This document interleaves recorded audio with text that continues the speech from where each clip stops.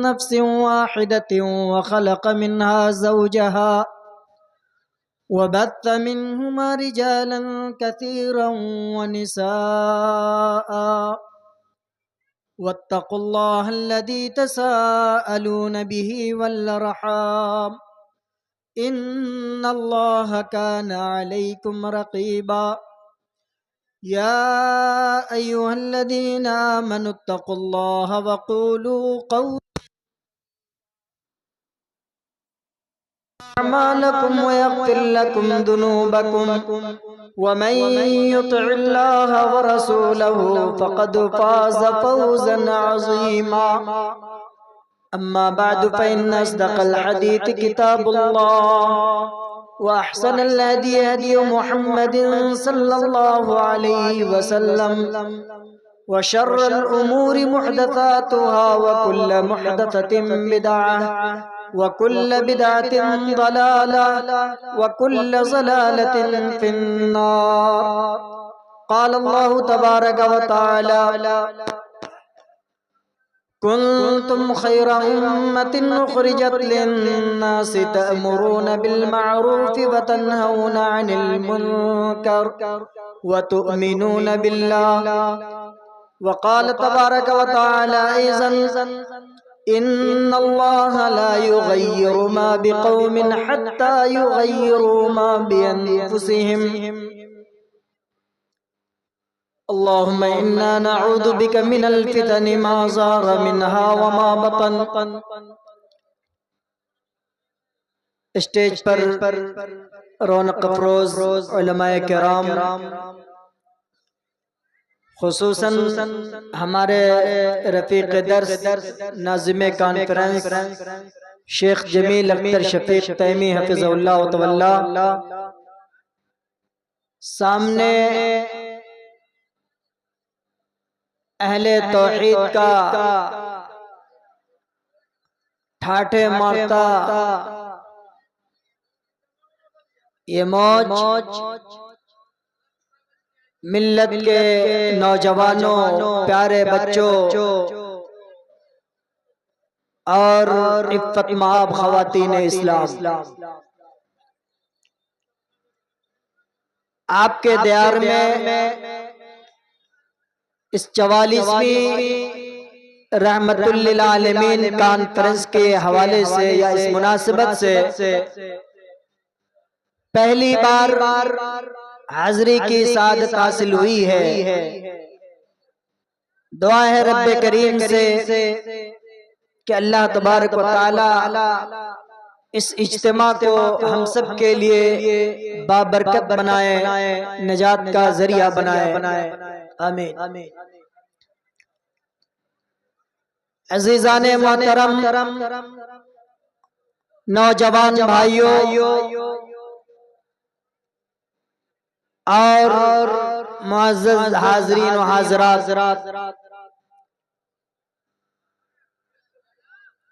ہم مسلمان ہیں نبی کونین جناب محمد رسول اللہ صلی اللہ علیہ وسلم کی امت کا حصہ ہیں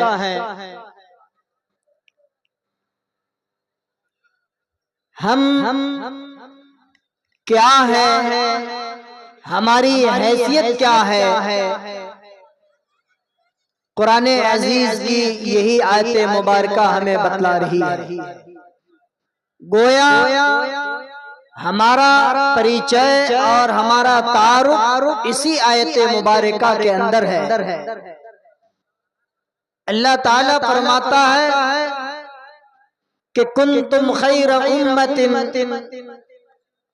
تم دنیا کی سب سے بہترین امت ہو سب سے بہترین کمیونٹی کے لوگ ہو اخرجت للناس لوگوں کی بھلائی کے لیے برپا کیے گئے ہو انسانیت کی فلاح و بہبود اور مانوتا کے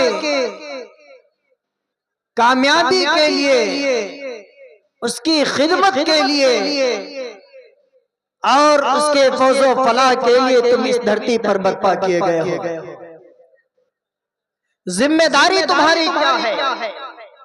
تم دنیا کی سب سے بہترین امت ہو، اس دھرتی پر پائی جانے والی تمام قوموں میں تمہارا شمار اللہ رب العزت والجلال کی بارگاہ میں سب سے بہترین قوم کے طور پر ہو رہا ہے۔ تمہاری ذمہ داری کیا ہے؟ اللہ ہمیں ہماری ذمہ داریوں کے بارے میں بتلا رہا ہے۔ تَأْمُرُونَ بِالْمَعْرُوفِ، اور لوگوں تمہاری سب سے پہلی ذمہ داری یہ ہے کہ تم اس دھرتی پر بسنے والے لوگوں کو بھلائیوں کا حکم دو، خیر کا جو بھی کام ہو، انسانیت کے فلاح و بہبود کا جو بھی کام ہو، تَأْمُرُونَ بِالْمَعْرُوفِ، بھلائی کا حکم تم لوگوں کو دو، تَأْمُرُونَ بِالْمَعْرُوفِ وَتَنْهَوْنَ عَنِ الْمُنْكَرِ، تمہاری دوسری ذمہ داری ہے کہ اس دھرتی پر اگر کہیں کوئی پاپ ہو رہا ہو، اس دھرتی پر اگر کوئی گناہ کا کام ہو رہا ہو، اس دھرتی پر بسنے والے لوگ اگر راہ راست سے بھٹک رہے ہو، سیدھے راستے کو چھوڑ کر اگر کسی دوسرے راستے کی طرف، گمراہی کے راستوں کی طرف اگر انسانیت جا رہی ہو، اے دنیا کے بہترین لوگوں، تمہاری دوسری ذمہ داری یہ بنتی ہے تَأْمُرُونَ بِالْمَعْرُوفِ وَتَنْهَوْنَ عَنِ الْمُنْكَرِ، کہ لوگوں کو اس برائی کے راستے پر جانے سے روکو، لوگوں کو گمراہی کا راستہ اختیار کرنے سے روکو۔ وَتُؤْمِنُونَ بِاللَّهِ، اور اللہ پر تمہارا ایمان ہو۔ دنیا میں جتنی قومیں آئیں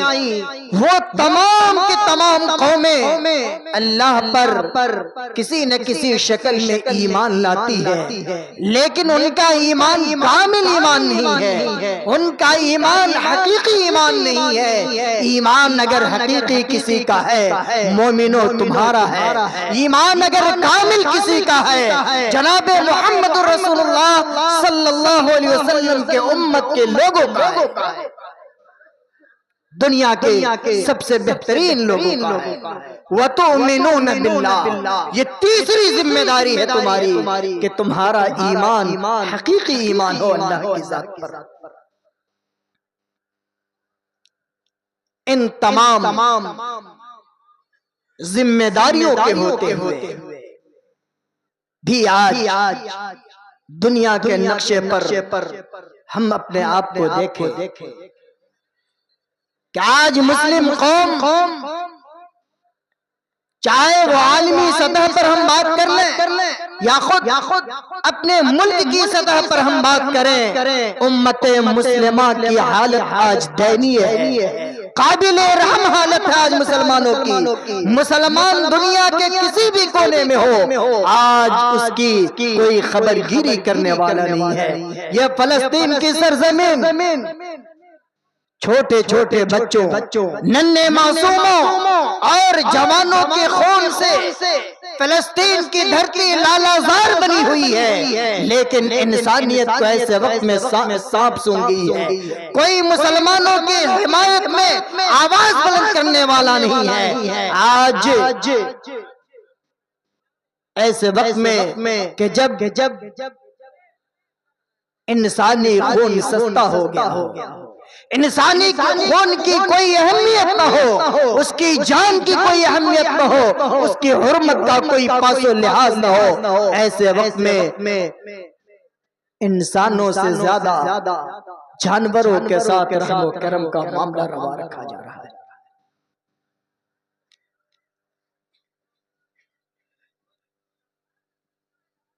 ہماری وہ عالمی تنظیمیں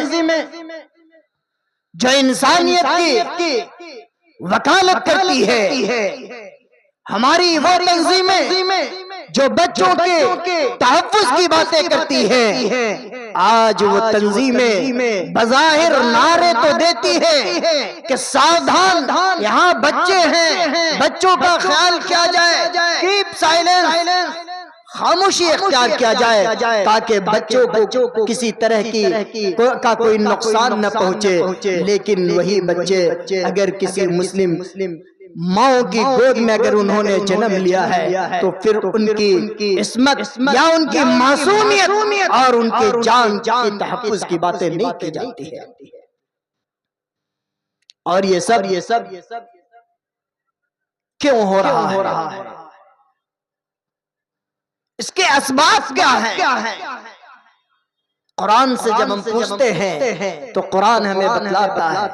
ان اللہ لا یغیر ما بقوم حتی یغیروا ما بانفسہم. لوگوں تم اپنی بربادی کا سوال کر رہے ہو، تم اپنی بربادی کے بارے میں پوچھتے ہو، تمہارے ساتھ آج ناروا سلوک کیا جا رہا ہے، تمہارے ساتھ سوتیلا پن کا مظاہرہ کیا جا رہا ہے، تم اپنے بارے میں پوچھتے ہو. جاؤ قرآن کی آیت کریمہ کو پڑھو، ڈیپلی اس کا اسٹڈی کرنے کی کوشش کرو. قرآن تمہیں خود بتلا رہا ہے ان اللہ لا یغیر ما بقوم حتی یغیروا ما بانفسہم، کہ وہ قوم جسے اپنی حالت کے بدلنے کا خیال نہ ہو، جن قوموں نے بھی اپنی حالتوں پر نظر ثانی نہیں کی، جن قوموں نے بھی اپنے بارے میں جاننے کی کوشش نہیں کی، اپنی کرتوتوں کی طرف اگر انہوں نے نظر کرنے کی کوشش نہیں کی، ما بقوم حتی یغیروا ما بانفسہم، اللہ نے بھی اس کی حالتوں کو نہیں بدلا ہے. جب تک قوم اپنے کیے ہوئے کاموں کا محاسبہ نہیں کرتی، اللہ اس کے دنوں کو، اللہ اس کے اچھے دنوں کو نہیں لاتا. وَإِذَا أَرَادَ اللَّهُ بِقَوْمٍ سُوءًا فَلَا مَرَدَّ لَهُ مِن دُونِهِ مِن وَالٍ. مسلمانوں، آج ہم نے اپنے دین سے اپنا رشتہ توڑ لیا، آج ہم نے اپنے رب سے اپنا رشتہ توڑ لیا، اپنے نبی سے اپنا رشتہ توڑ لیا. ہمارا کلچر کیا ہے، ہماری تہذیب کیا ہے، ہماری ثقافت کیا ہے، ہمیں نہیں معلوم. آج ہماری بربادی کے اگر داستان لکھے جانے کی کوشش کی جا رہی ہے، یا ہماری بربادیوں کے اگر مشورے اس دھرتی پر ہو رہے ہیں، مسلمانوں اس کے اسباب کو اگر ہم جاننے کی کوشش کرتے ہیں، اس کے اسباب کو اگر ہم ڈھونڈنے کی کوشش کرتے ہیں، تو ہمیں بہت سارے اسباب پر پتہ چلتا ہے، بہت ساری وجوہات کا پتہ چلتا ہے. سب سے پہلی وجہ کہ آج ہم نے اپنے مقصد حقیقی کو بلا دیا. ہماری تخلیق کا مقصد کیا، ہماری پیدائش کا مقصد کیا ہے، ہماری پیدائش کا مقصد کیا، ہم نے اس کو جاننے کی کوشش نہیں کی. قرآن ہمیں بتلا رہا ہے وَمَا خَلَقْتُ الْجِنَّ وَالْإِنسَ إِلَّا لِيَعْبُدُونَ، کہ لوگوں، اے انسانوں اور جناتوں، تمہیں اگر پیدا کیا گیا تو صرف اس لیے کہ تاکہ تم ایک اللہ کی عبادت کرو، اسی کی اپاسنا کرو.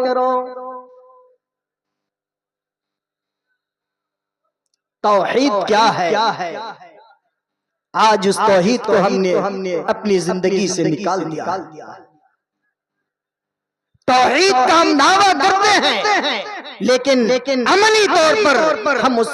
سے کوسوں دور نظر آ رہے ہیں، اور اس کی جگہ پر شرک و بت پرستی نے جگہ لی. میرے بھائیو، جب قومیں توحید سے دور ہوتی ہے تو پھر اللہ اس سے اپنی مدد کو روک لیتا ہے. اور قوم جب تک توحید کو اپنائے رہی، اللہ نے بھی اس کی سربلندی کا وعدہ کیا ہے. قرآن ہمیں بتا رہا ہے وعد اللہ الذین آمنوا وعملوا الصالحات ليستخلفنهم في الارض كما استخلف الذین من قبلهم وليمكنن لهم دینهم الذی ارتضى لهم وليبدلنهم من بعد خوفهم امنا. مسلمانوں، آج تمہارے ہاتھوں سے حکومت چھینی جا رہی ہے، آج تمہارے ہاتھوں سے تمہارے سلطنت کو چھیننے کی کوشش کی جا رہی ہے، آج تمہارے شاعر اسلام کو مٹانے کی پوری کوشش کی جا رہی ہے، تمہارے اوقاف پر آج حملے کیے جا رہے ہیں، تمہاری عبادت گاہوں کو نظر آتش کرنے کی کوشش کی جا رہی ہے، اور تمہارے اسلامی اوقاف کو، تمہارے عبادت گاہوں کو منہدم کرنے کی کوشش کی جا رہی ہے. تمہارے دین کو تم سے چھیننے کی کوشش کی جا رہی ہے، جبکہ اللہ کا وعدہ ایمان والوں سے کہ ایمان والوں اگر تم نے ایمان کی حالت میں عمل صالح کیا، لَيَسْتَخْلِفَنَّهُمْ فِي الْأَرْضِ كَمَا اسْتَخْلَفَ الَّذِينَ مِنْ قَبْلِهِمْ، ہم اس زمین پر تمہیں وارث بنائیں گے، ہم اس زمین پر تمہیں حکومت عطا کریں گے، سلطنت عطا کریں گے۔ لَيَسْتَخْلِفَنَّهُمْ فِي الْأَرْضِ كَمَا اسْتَخْلَفَ الَّذِينَ مِنْ قَبْلِهِمْ وَلَيُمَكِّنَنَّ لَهُمْ دِينَهُمُ الَّذِي ارْتَضَىٰ لَهُمْ، اور تمہارے دین کو تمہارے لیے مضبوطی عطا فرمائیں گے۔ وَلَيُبَدِّلَنَّهُمْ مِن بَعْدِ خَوْفِهِمْ أَمْنًا، آج جگہ جگہ پر تمہیں ڈرانے کی کوشش کی جا رہی ہے، تمہارے نرسنہار کی بات کی جا رہی ہے۔ مسلمانوں اگر تمہارا ایمان مضبوط ہو، اگر تمہارا عقیدہ مضبوط ہو اور عمل صالح اگر تم اپناتے ہو تو اللہ کہہ رہا ہے کہ وَلَيُبَدِّلَنَّهُم مِّن بَعْدِ خَوْفِهِمْ أَمْنًا، ہم امن و امان کے، ہم تمہارے خوف و ہراس کے معاملے کو امن و امان میں تبدیل کر دیں گے، لیکن شرط ہے۔ شرط کیا ہے؟ یہ نہیں کہ جب موقع ملے تو جا کر چرچ کا بھی طواف کر لو، گرجا گھروں میں بھی جا کر اپنے ماتھے کو ٹیک لو، مزاروں اور خانقاہوں پر بھی جا کر اپنی حاضری دے دو، نہیں، بلکہ اللہ نے کہا، شرط رکھی، کہا کہ لوگوں یعبدوننی لا یشرکون بی شیئا، یاد رکھو اگر عبادت کرنے کی بات آئے تو پھر میرے در کو چھوڑ کر کسی اور کا در اختیار نہ کرنا۔ لا یشرکون بی شیئا، میرا کسی کو پارٹنر اور شریک مت بنانا، تب جا کر اللہ کی مدد تمہارے ساتھ رہے۔ آج ضرورت اس بات کی ہے کہ ہم خود بھی توحید کا پاٹ پڑھیں، اپنے بچوں کو بھی پڑھائیں۔ ابھی جو ملک کے حالات ہیں اور ہماری یہ نئی نسل جس تیزی کے ساتھ ارتداد کی طرف بڑھ رہی ہے، ایسے وقت میں ہماری اور آپ کی ذمہ داری بڑھ جاتی ہے کہ ہم اپنے بچوں کے عقیدے کی حفاظت کریں، ان کے توحید کی حفاظت کریں۔ ہمارے لیے وہ لوگ آئیڈیل نہیں ہیں جو آپسی صدبھاؤ کے نام پر لکھنؤ کی سرزمین سے 300 کی تعداد میں پیدل یاترا پر نکلتے ہیں کہ امام الہند رام کی ہم زیارت جا کر کریں ایودھیا کی سرزمین پر، اور آپسی صدبھاؤ کا سندیش ہم لوگوں کو دے، ہم بھائی چارے کا پیغام دے لوگوں کو۔ مسلمانوں ایسے پیغام کی کوئی ضرورت نہیں، جہاں پر ہمارا توحید رسوا ہو رہا ہو، جہاں پر ہمارے ایمان کا سودا ہو رہا ہو، ایسے وقت میں ہم ایسے صدبھاؤ کی وکالت نہیں کرتے۔ ہمارا اسلام ہمیں اس کی اجازت نہیں دیتا، بلکہ ہمارا اسلام ہمیں اس بات کی تعلیم دے رہا، لا تشرک باللہ شیئا وَإِن قُتِلْتَ أَوْ حُرِّقْتَ، اے لوگوں اگر تمہیں بوٹی کر دیا جائے، آگ کے حوالے تمہیں کر دیا جائے، آگ کے جلتے انگاروں پر اگر تمہیں رکھ دیا جائے اور تجھ سے تیرے توحید کا سودا کیا جائے، مسلمانوں اپنے شریر کے بوٹی کروا لینا، مسلمانوں آگ کے انگاروں میں جل جانا گوارا کر لینا، لیکن لکی توحید میں کسی کو شریک نہ ٹھہرانا۔ یہ ہمارا اسلام ہمیں بتلاتا ہے۔ آج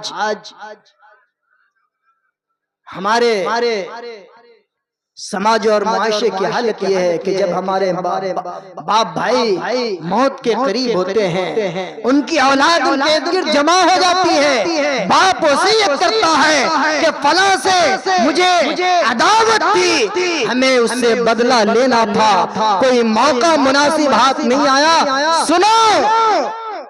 جائیداد بک جائے کوئی بات نہیں، حکومت چھن جائے کوئی بات نہیں، دشمن کو دشمن سمجھنا اور اس سے اپنے باپ کا بدلہ ضرور لینا۔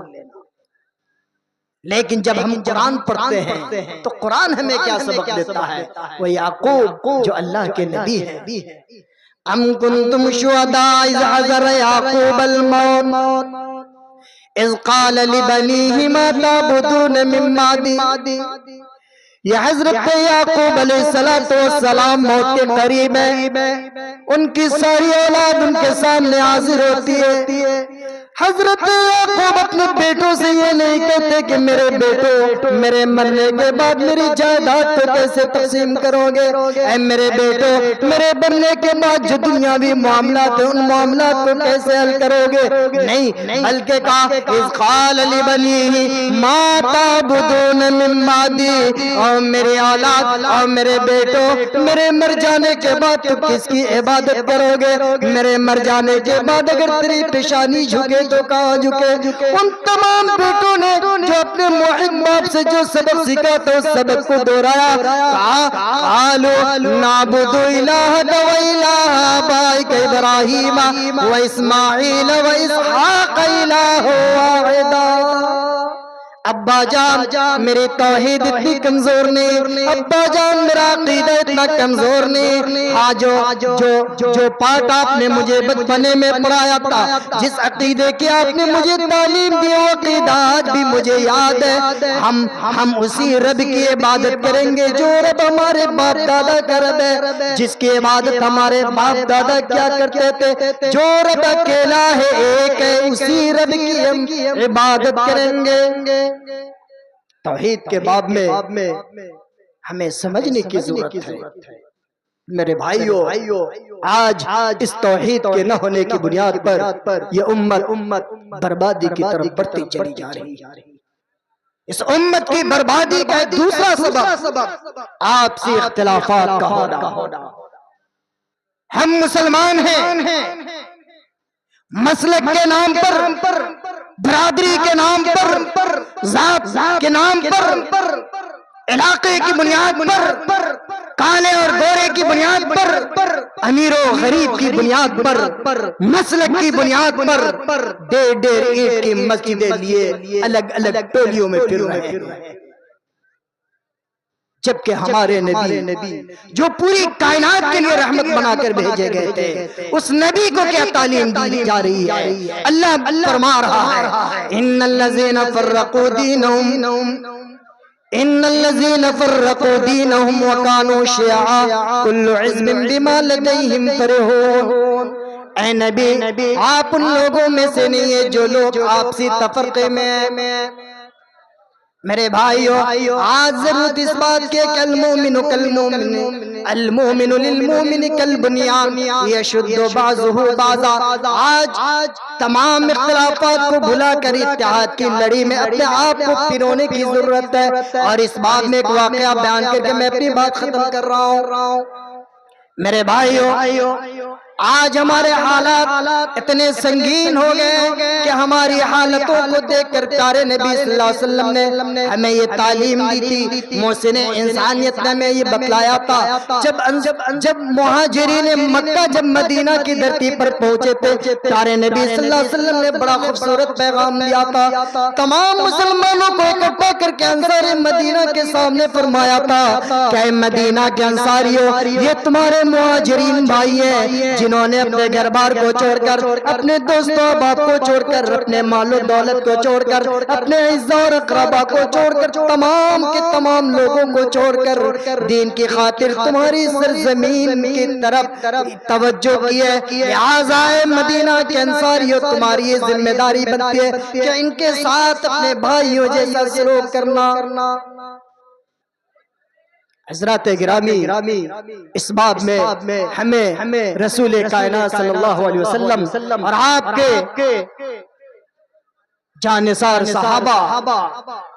کی شخصیت اور ان کی تاریخ اور ان کی سیرت کو پڑھنے کی ضرورت ہے۔ حضرات گرامی ابھی ہمارے بیچ دنیا خطابت کے، آسمان خطابت کے ہر دل عزیز خطیب بے تاج بادشاہ دنیا خطابت کے فضیلت الشیخ جرجیس انصاری ہمارے بیچ تشریف لا چکے ہیں۔ اب میں نہیں چاہتا کہ آپ کے بیچ اور ان کے بیچ میں حائل ہوں، انشاءاللہ پھر کبھی وقت ملا اور آپ کے روبرو ہونے کا موقع ملا تو انشاءاللہ تفصیلی گفتگو ہوگی۔ انہی چند کلمات کے ساتھ میں آپ سے اجازت لیتا ہوں اس دعا کے ساتھ کہ رب کریم کریم ہم تمام کے دلوں میں اللہ رب العالمین دین کی محبت پیدا فرما دے، اور اللہ رب العالمین یہ امت جو آج بربادیوں کی طرف اور پستیوں کی طرف جو چلی جا رہی ہے، اے اللہ اس امت کی تو حفاظت فرما۔ مولا کریم مسلمانوں کی پوری دنیا میں جہاں کہیں بھی مسلمان پریشان حال ہے، اے اللہ تو اس کی حفاظت فرما مولا، آمین۔ وآخر دعوانا ان الحمدللہ رب العالمین، والسلام علیکم ورحمۃ اللہ وبرکاتہ۔